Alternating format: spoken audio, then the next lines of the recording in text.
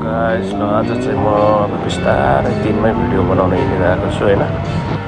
एक्लै छु, साथीहरू छैन। आजको मेरो प्लान चाहिँ बिहानदेखि बेलुकासम्म कतारको भ्यूहरू क्याप्चर गर्ने हैन, अनि सर्ट बट स्विट ब्लग बनाउने। सो म चाहिँ अहिले मेरो बस्ने ठाउँ नजमादेखि जाँदैछु अल्सद एरियातिर। मेरो आज यात्रा भनेको चाहिँ अल्सद हुँदै सिटी सेन्टर हुँदै अनि हमाद हस्पिटल हुँदै आफ्नै रुमतिर फर्किने प्लान छ हैन।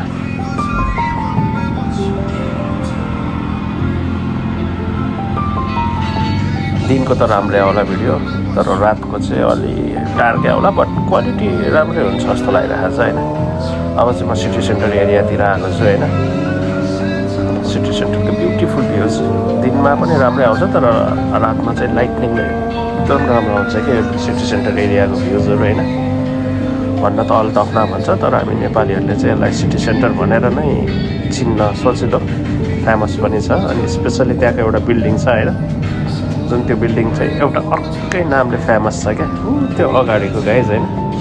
कसैलाई त्यो बिल्डिङको नाम थाहा छ भने चाहिँ भन्नु होला। नेपालले चिन्ने बिल्डिङ चाहिँ उतो बिल्डिङ भनेर चिन्छ हैन त्यसलाई।